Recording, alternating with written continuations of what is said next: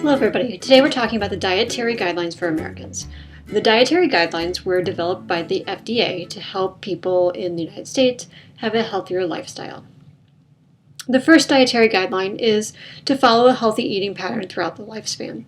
So looking at from all the way through your life, having good food and beverage choices. They matter what you choose.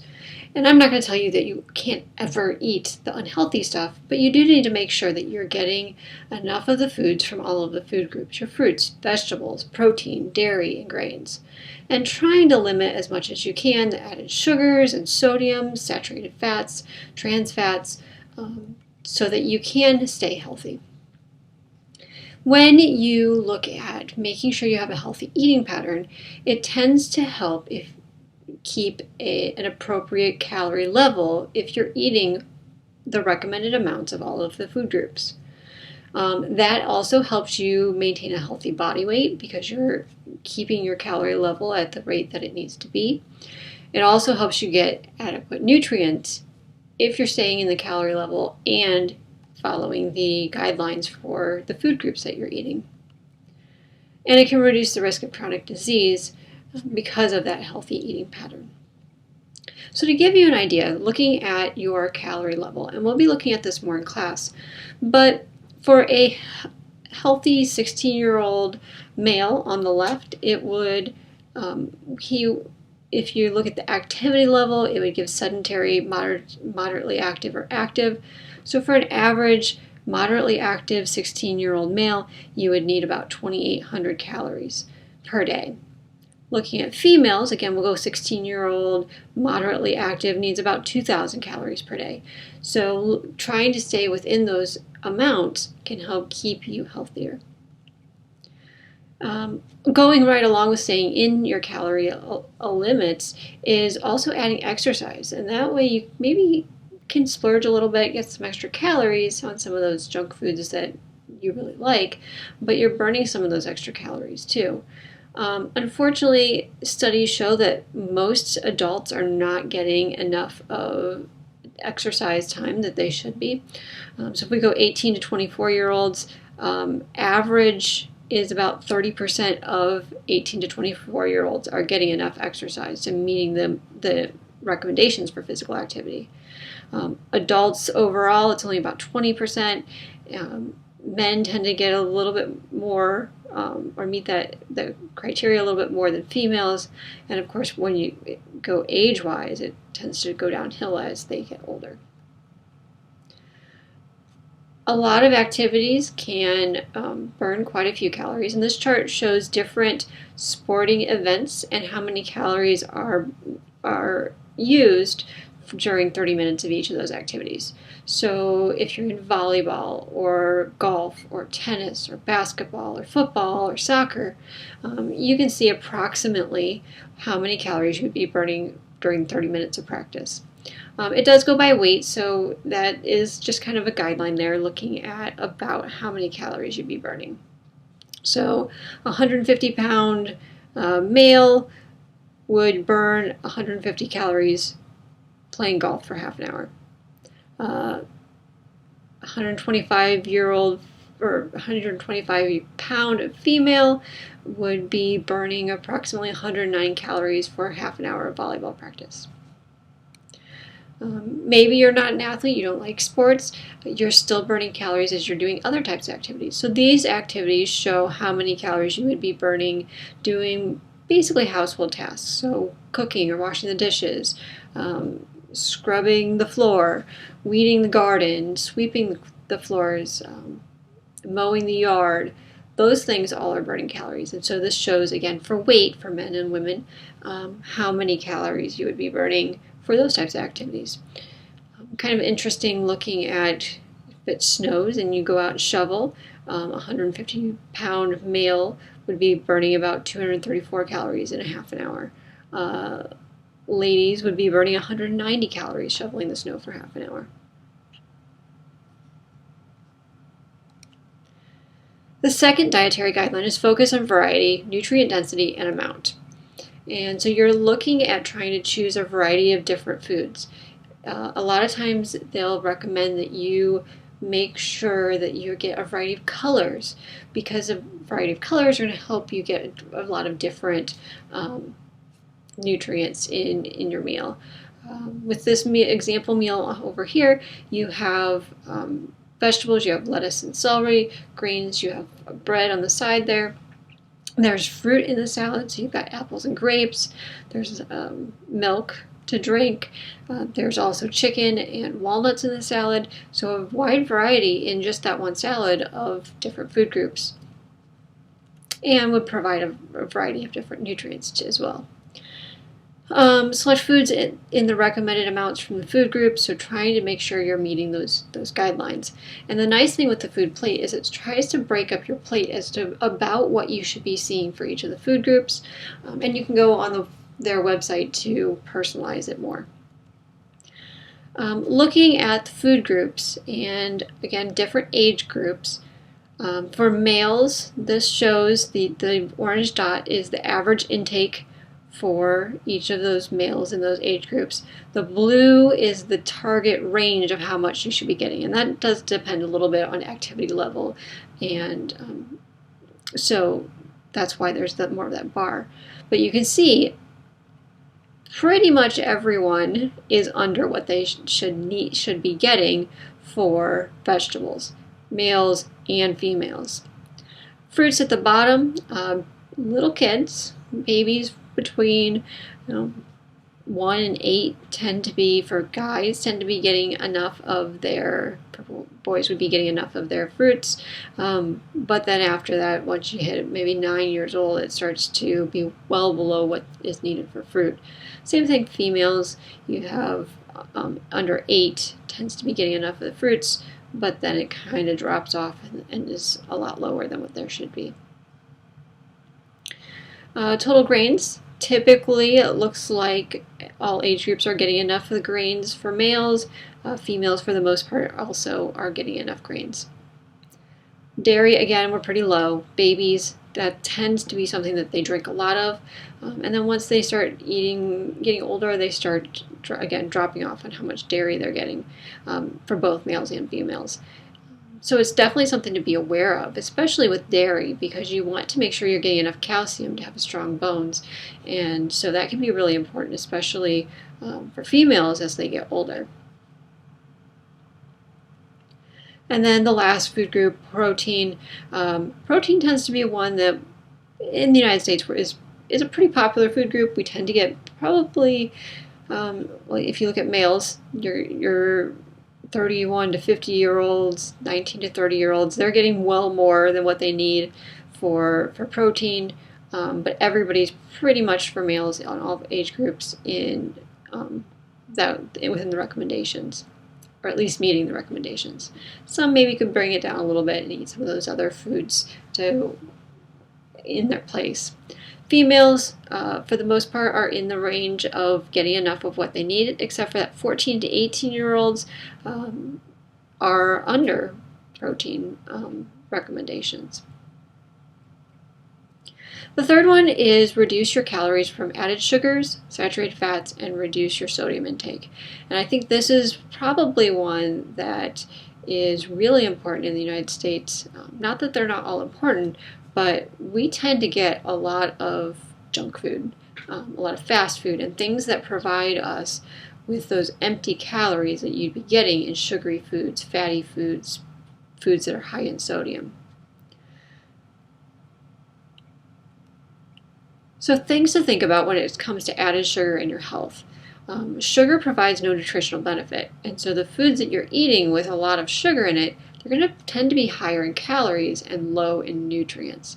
That makes it hard to get enough of the nutrients that you should be getting for the day, and it also makes it hard to stay in your calorie limits for the day. It can contribute to weight gain, so if you're eating a lot of high sugar foods that have a lot of added sugar, you could possibly have some issues with weight gain. And then there is a strong link to having too much excess sugar and heart disease, fatty liver disease, and diabetes. So it can affect your health with some pretty serious illnesses as well. And then, of course, dental cavities.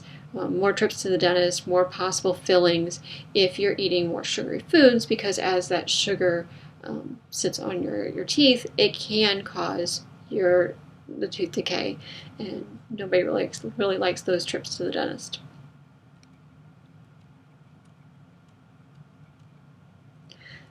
Sugar recommendations: the average American consumes about 22 teaspoons of sugar per day, and that is actually 3 times more than what we should be eating. Not really surprising, though, that we get too much sugar. Women and children should eat no more than 6 teaspoons or 24 grams of sugar per day. Again, a lot more than what we're looking at the average American consuming, or a lot less than what the average American might be consuming. And then men should eat no more than 9 teaspoons or 36 grams of sugar per day. Just to give you an idea, a lot of people drink pop, and so a 20-ounce bottle of pop, it has more than 16 teaspoons of sugar, which is about 65 grams. So just drinking one 20-ounce bottle of pop is putting you well more than even than what people should be getting every day.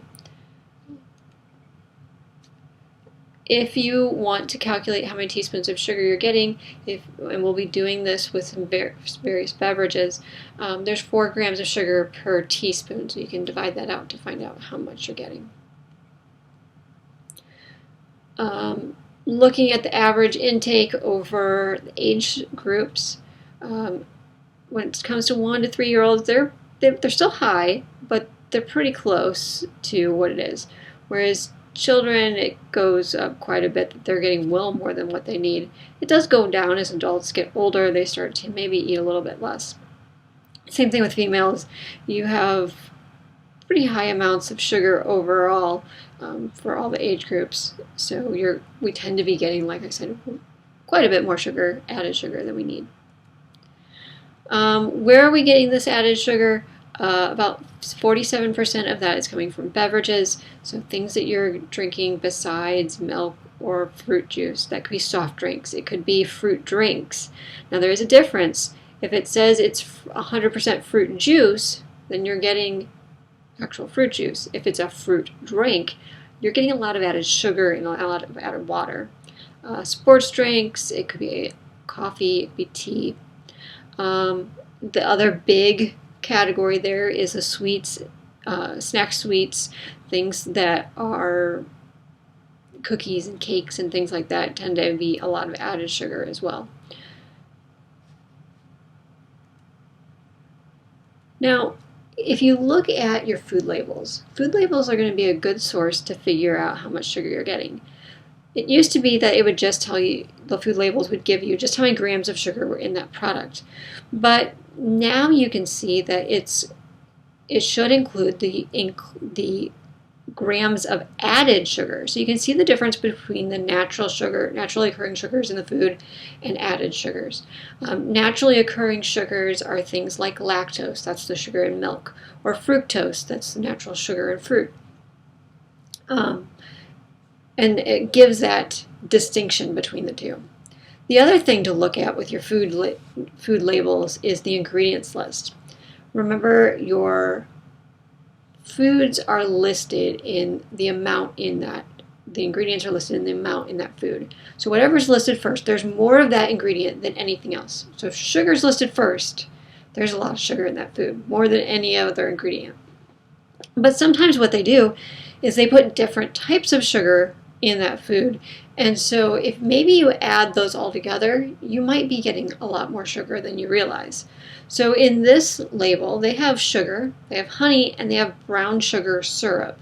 Those are all sugars, and my guess is if you add those all together, sugar might overtake that whole grain oats. Things to look for when you are looking at the ingredients list to see how many sugars are there. Obviously, if we see sugar, and sometimes you'll see it listed multiple times, that's obviously sugar. Brown sugar is another one that's pretty obvious. Anything that's a syrup, corn syrup, things like that are also going to be sugars. Anything that ends in OSE, so you're thinking about things like lactose, maltose, sucrose, those are sugars as well. Molasses is a sugar. What you might also see is you might see that it's a sweet product, but if it's looking at something that is maybe a diet or a low sugar product, especially maybe beverages, that if you have the Diet Pepsi or the Diet Coke or the Diet drink, they may say that there's 0 sugar in it, but they need something to sweeten it, so they might use artificial sweeteners. They're also sometimes called high-intensity sweeteners. They have very little calories, and so they give that sweet effect with keeping within the diet realm. It's not considered an added sugar, so you could still see on the label that there's 0 grams of sugar, even though you know that there's something there to sweeten it. Examples would be things like stevia, saccharin, aspartame, sucralose, sugar alcohols are all those artificial sweeteners. Now, some tips to help reduce your sugar intake. Read the nutrition labels and ingredients list. See how much added sugar is there, and then also read the ingredients list and see how many of those sugars pop up in all those different forms of how they could be named. Try to keep sugary snacks out of sight. Maybe you don't put them in a place where it's easier to get to, or that you see them all the time when you go into the kitchen, so that maybe more often you choose the healthy options instead of the sugary options. Opt for unsweetened beverages if you're going out to eat or even just at home, and then add a small amount of sugar yourself. That's going to be less sugar than what is typically added to your sweetened beverages, like sweetened tea. Cut out common sweetened breakfast foods and look for more savory options. Things like cereals and pastries and donuts tend to be high sugar foods. And maybe if you substitute in and eat things like eggs for breakfast, you would cut down your sugar intake. The second one is saturated fat, and health was added into that dietary guideline. So looking at saturated fat is the unhealthier type of fat. It's going to raise your cholesterol levels because a lot of high fat foods have high cholesterol, and so that can increase your risk for cardiovascular disease. Again, looking at your food labels, you have your total fat, but it should also break it down into the types of fat. So limit saturated fat to less than 10% of your calorie intake. Replace saturated fats with healthier unsaturated fats. So if you can find something that there's fat, but it's higher in unsaturated fats than saturated fats, that's going to be a healthier option. Again, looking at how much fat we tend to get. Everybody in every age group tends to be high in over their fat recommended limit. Where are they getting that? Quite a big percentage is from main dishes, things like pizza, burgers, pasta dishes, soups. Snacks are a pretty big one, and sweets, protein foods, dairy foods are your biggest pieces of the pie there.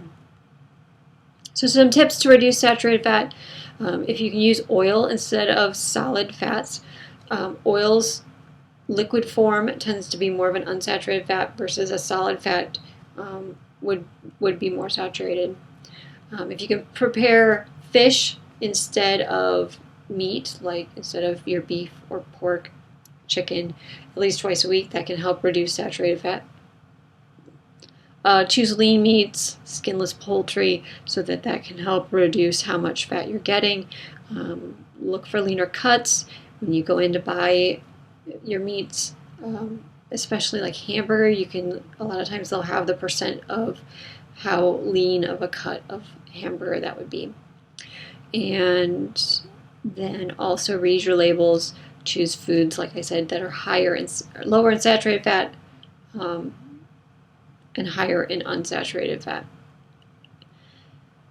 A lot of popular processed foods are high in fats, so try to replace some of those with fruits and vegetables, especially whole fruits and vegetables. Your fresh fruits and vegetables are not going to have a lot of the added sugars and fats that you would have in the processed snack foods.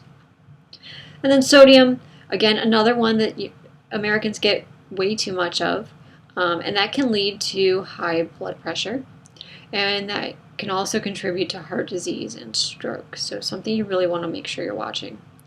Americans consume an average of more than 3,400 milligrams of sodium per day. It is recommended, though, that Americans get less than 2,300 milligrams of sodium per day, which is about a teaspoon of sodium. A lot of your sodium intake could be prevented if you take some things, and we'll talk a little bit more about that in a minute. Top 10 sources of sodium, and a lot of this is going to be processed foods, breads and rolls, pizzas if you get a frozen pizza, but even like your pepperoni and things like that are going to be higher in sodium. Sandwiches, cold cuts, cured meats, so like hams, deli meats, soups, especially canned soups, burritos and tacos, probably a lot in your seasonings there, savory snacks, pretzels, popcorn, crackers, snack mix, chips are going to be higher in sodium, chicken, cheese, and eggs and omelets. Processed food, basically you're looking at anything that has been canned or cooked or frozen or dehydrated. What they do when they make processed foods is they add sodium to those foods to help keep them preserved, so that when you go to the store and you buy them and you take them home, you put them in your freezer, you put the cans on your shelf, when you decide to eat them, they're still good. 70% of Americans' sodium consumption actually comes from those processed foods because of that preservation process.